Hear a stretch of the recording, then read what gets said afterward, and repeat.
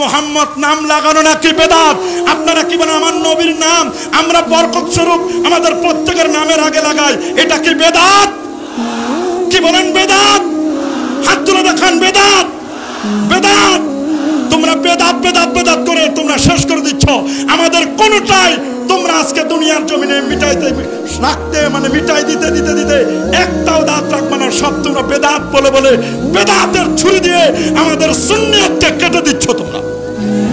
কারণ আকীদার ইলম এটি খুবই গুরুত্বপূর্ণ ইলম। এটাকে বলা হচ্ছে একজন মানুষের প্রথম শিক্ষণীয় ফরজ যে ইলমটি সেটার নাম হলো আকীদার ইলম। আল্লাহু আকবার।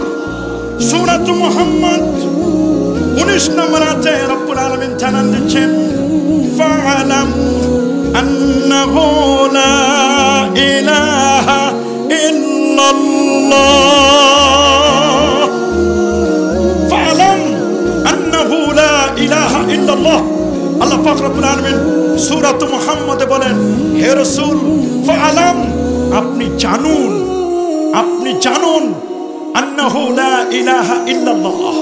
এই আয়াতটি এনেছেন ইমাম বুখারী, আবু আব্দুল্লাহ মুহাম্মদ ইবনে ইসমাইল ইবনে ইব্রাহিম ইবনে মুগীরা আল বারদিসবাহ আল জুফি আল ইয়ামানি আল বুখারী রাহিমাহুল্লাহ। বলেন প্রথম পাঠ তাওহীদ। প্রথম পাঠ কি? দ্বিতীয় পাঠ হলো রিসালাত।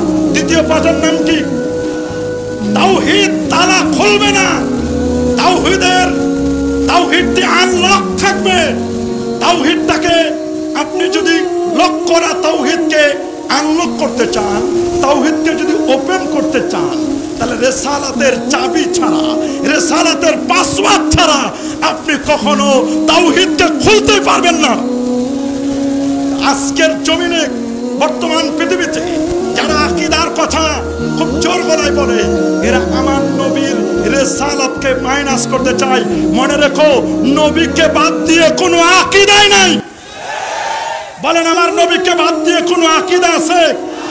আমার দেশের আহলে হাদিসের ভাইরা নিজেরা এখন ব্যানার বানাইছে আহলে সুন্নাহ ওয়াল জামাআহ, অথচ নবীর ব্যাপারে বলে নবী হাসরের দিন ফেল ফেল করে তাকায় থাকবে।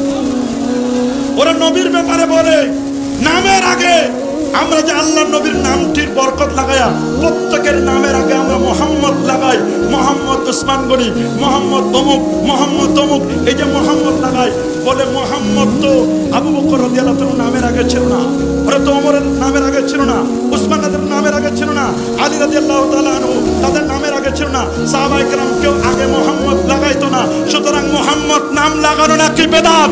আপনারা কি বলেন আমার নবীর নাম আমরা বরকত স্বরূপ আমাদের প্রত্যেকের নামের আগে লাগাই, এটা কি বেদাত? কি বলেন?